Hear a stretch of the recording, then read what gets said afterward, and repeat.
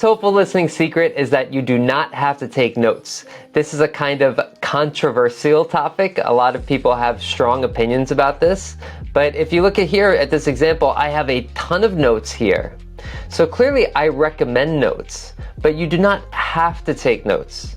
I've highlighted the things that I wrote notes on, and this is a lot. I don't expect you to write this much on test day. I'm just showing an example of what I write. But you can see that when I have these notes, it's a lot easier for me to answer these questions because I can look at my notes to help me remember. If I don't have any notes, it looks like this, where I'm just relying only on my memory, which can be kind of tricky when you have to remember 5 minutes of a listening passage. Again, you can definitely do well without any notes. That's okay. And some people just feel like they can't do it. You can't take notes and listen at the same time. It's just too hard. If you're taking a practice test and your score is fine, maybe it's not perfect, but it's fine, don't worry about taking notes. If you're struggling with the listening and you still can't get the score you want, then you do want to try to take some notes. And the best thing to do is to start small. Write down just 5 words. You don't have to worry about, finding the main idea. You don't have to worry about, writing something specific. Just 5 words that you think will be helpful. That's it. And so you set small goals. And then if you can do 5 words, next time you listen, try to do 6 or 7 words. Just start small. And, for the conversations, for example, I don't have a ton of notes here. There's maybe 30 words here, something like that. So again, you don't have to write too many notes, but it's probably a good idea to write a few. But the TOEFL test is designed to measure your English fluency. It's not intended to judge if you can memorize details. So why I say this is because, you don't have to write down notes on every little detail because they're probably not going to ask you about a detail. Most of the time they're asking you about ideas, connections, the overall theme of the lecture. So you don't have to catch all the details. That's why you don't need too many notes, and you don't have to even take notes. But I do think it's a good idea, especially if you're struggling, but just write down a couple of words first. The next secret is that you want to focus on information explained in depth. So what do I mean by this? So first, let's look at what ETS says. They say you should take notes during the lectures and conversations. The questions are not meant to test your memory, but rather your understanding of the conversation or lecture. So this goes back to what I said before. They want to see if you understand the main idea of the conversation and lecture. They're not going to ask you, what year did Columbus sail for the Americas? They're not going to ask you something specific like that. Sorry, let me go back. But they will ask you something like, identify one reason why Columbus wanted to sail west of Europe. To explain a reason, that would take a bit more time to explain. And it's not just one word, that you have to remember, like a year. So you can see here, when something is explained in depth, they use words, a lot of times they use words that connect ideas like while, also, as a result. While all these sentences are connected. While we certainly welcome the convenience of having the darkness lit up, we also suffer the consequences of reduced amounts of sleep because we are more active during the nighttime hours than our ancestors were. As a result, many of us sleep less than 7 to 8 hours a night and accumulate a sleep debt. So this is talking about light and the side effects of light. This is being explained over a couple of sentences. Me speaking right now, it took about 10, 20, 30 seconds. Okay? So you want to be able to listen for these transition words and phrases because they also help you identify important information. They not only connect ideas, but that also means that something's important. These words like actually, additionally, word above all, as a result, although, at the same time, and then, afterwards, second, and then conclusion. So conclusion's probably not so much, but these first 5 categories, these phrases are really helpful to help you find important information because it connects ideas.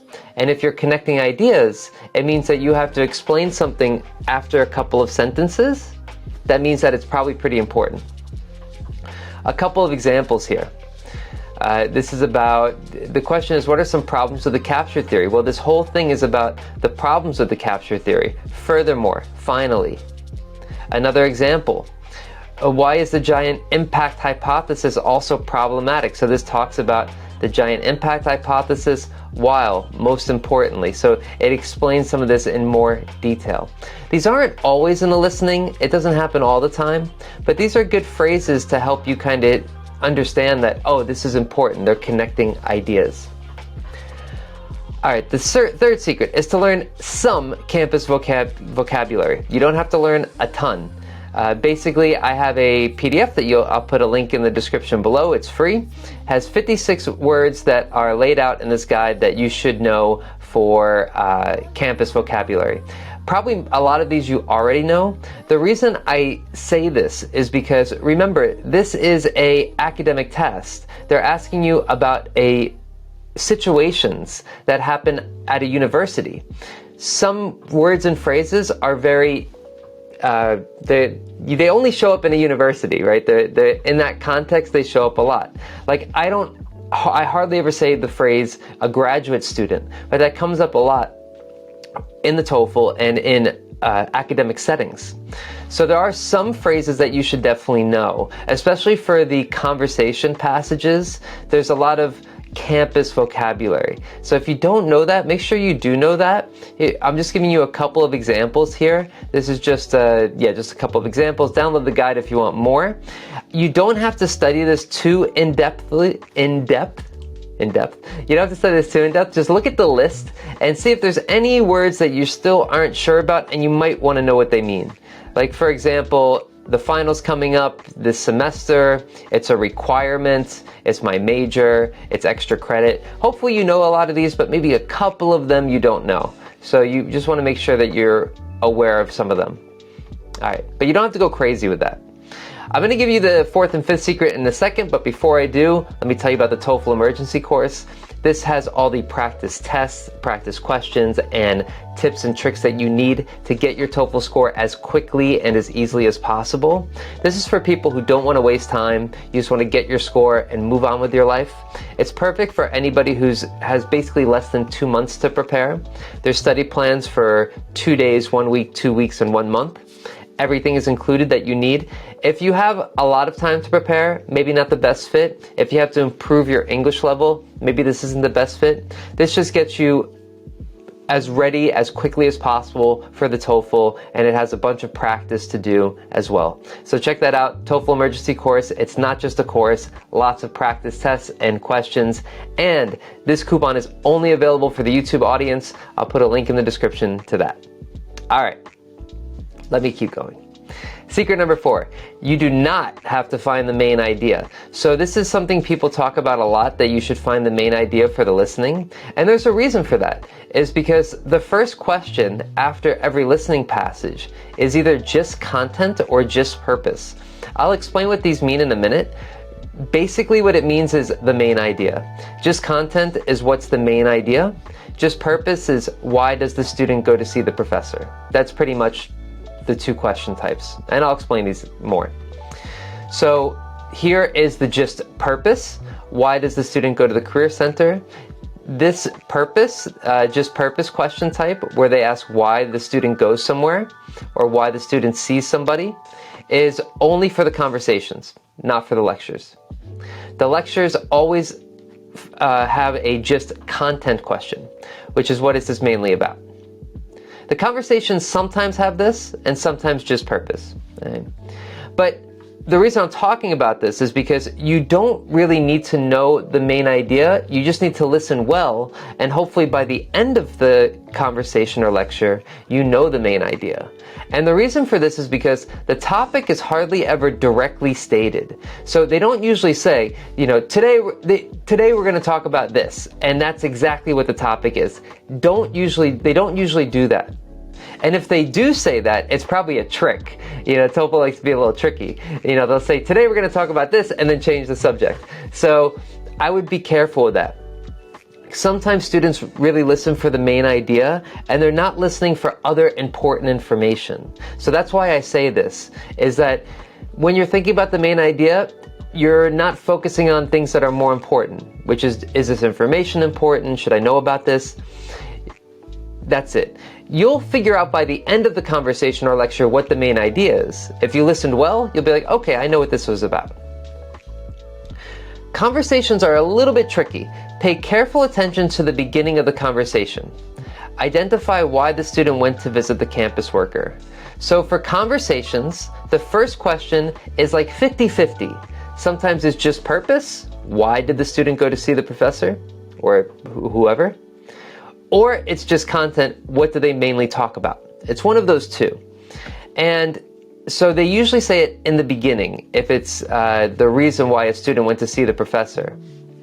So I highlighted this part. Hi, my name's Michael. I'm a senior. I'm trying to apply for some jobs. I don't want to have to worry about finding something over the summer after graduation. I saw a flyer the other day somewhere on campus that said you were offering resume reviews and that I could just drop in whenever to get some help with my resume. So that's why the student came, to get some help with his resume. All right. So yeah, that's the first question. He doesn't want to apply for a job. So he wants help with his resume, right? C. And that's just something mentioned in the beginning. The conversation later could be totally different, so make sure you pay careful attention to the beginning. For lectures, to help you find the main idea or to answer the gist content question, ask yourself at the end, what did the professor want me to learn? And try to put it in your own words before you look at the answers. You might not have a chance to do this because the answers will just show up on the screen, but if you can, let me go back for a second. If you can, think about, what did the professor want me to know? Say it in your own head, and then look at the possible choices. All right. So again, the reason why you don't have to find the main idea is because you should know it by the end, and also because it distracts you from other important information. Okay. Last secret, number 5, understand American lecture structure. So it's a little tricky, so let me explain this a little bit. If you know the structure, it will help you understand where important information is when you're listening. That people struggle a lot with the listening, and it's because it's 5 minutes long, it's kind of boring, and so you want to really know how to listen well. And one way is to know the structure. So what's the structure? Professors have to teach something new. It will begin with a general introduction, and then they're going to give examples and illustrations. Think of lectures as reading passages read aloud. So it's like a reading passage that they're speaking pretty much. There's little differences, but that's the basic idea. I'll talk about the differences between reading and listening passages in a minute. So here's the basic structure. They're going to give directions, and they're going to say the type of class. So that's really helpful. They're going to say now listen to a lecture in a biology class. And then it's about biology. So that really helps you. So listen for that. The introduction will provide background information. So the introduction, sometimes, not all the time, will give background information about the topic. The professor will specify the main idea, so we'll make the topic more specific. Okay, so it's a class about biology. Today we're going to talk about, Today we're going to talk about bees, the bumblebee. You guys know about bees, okay? These are insects that live in a group. And today we're going to talk about the way bees organize their society. It's called collective intelligence. And then the whole thing's going to be about collective intelligence. So you talk about biology, bees, collective intelligence. So it makes it more specific, right? And then the professor will provide details and examples. Okay, collective intelligence. One example is that there's a queen bee, and they do this. Another example of collective intelligence is this, and da. So then they give a couple of examples. Okay. Now, the reason why this is so tricky is because this is it might have changed a little bit recently, but this is basically what you see in the TOEFL listening. I took the test a couple months ago, pretty much looked like this, is that they will put a word up that is hard, but besides that, you don't see anything. I mean, you just listen the whole time, so it's pretty boring. It's hard to focus. So understanding the structure and knowing, okay, this is what I should listen to first, second, will help you, kind of focus on the most important information. So let's look at the format a little bit. So the yellow is the background. This is making things more specific, the red part, and the blue is more details and examples. Let's look in more detail. So here, we're going to give some background information. Geology is the study of the Earth's crust and the processes that have shaped its surface throughout history. heat escaping from the interior provides energy for the formation of our planet's mountains, valleys, volcanoes, and even the continents and oceans themselves. But not until the middle of the 20th century did geologists succeed in understanding just how these landforms are created. So it's giving some background about geology, about the way that heat escapes from the interior. So this is, hard vocabulary. It's going to be hard to listen to. So it's good to know the structure. As long as you have like a general idea, okay, this is geology, they're going to talk about landforms. Okay, so what about landforms? Now they're going to start making it more specific. Plate tectonics is a theory that explains how slow motions within the Earth's interior move large pieces of land, resulting in a gradual drifting or spreading out of the continents. So this is about drifting, plate tectonics, how the land and the Earth kind of go apart a little bit. And then it's going to explain this in more detail. All right? And then there'll be examples, details. So when studying maps of the Earth, many students notice that the North and South America could fit pretty well against the coast of Europe and Africa. It seems as if these giant landmasses could have once have been together and then were somehow torn apart. That sounds awkward to me. Anyway, the same idea had occurred to others, including Francis Bacon. So this is about kind of the history of plate tectonic theory, about the people who, kind of thought about this and had some theories about it, and then it's going to go to this guy named Wagner. I think that's how you pronounce it. Right? So that's the format. So again, you're using this information to help you identify important information. But like I said before, the lectures are a bit different from the reading passages. So what's different from that? One thing is that sometimes the lectures have a long introduction that has nothing to do with the topic. So that's one thing that you have to be a little careful about. Sometimes the introduction is like 1 minute and then the topic will totally change. So you have to be careful of that. Here's an example here where they're talking about the history of planets and what Greeks and Romans thought about them.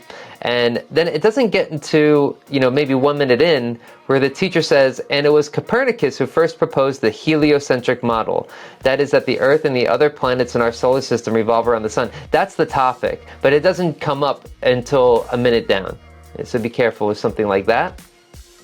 Another thing that's different about lectures is vocal fillers. They have and more recently too, they have these phrases like, now, okay, pretty cool, right? All right, well, I mean, so, well, to be sure, so these passages, they want to sound a bit natural, so they have these kind of vocal fillers. Another thing that's a bit different is student engagement. For about half of the lectures, the students will be talking as well. The students will be offering answers to the questions from the teacher. But don't let that throw you off. This still has the same kind of structure as a reading passage paragraph. There's a topic sentence, the part highlighted in yellow.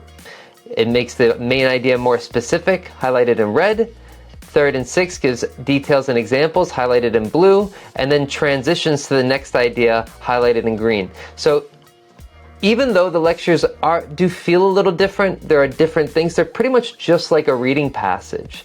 Even the paragraphs are kind of the same. They have to introduce a topic, make it more specific, give details and examples, and then transition to the next idea.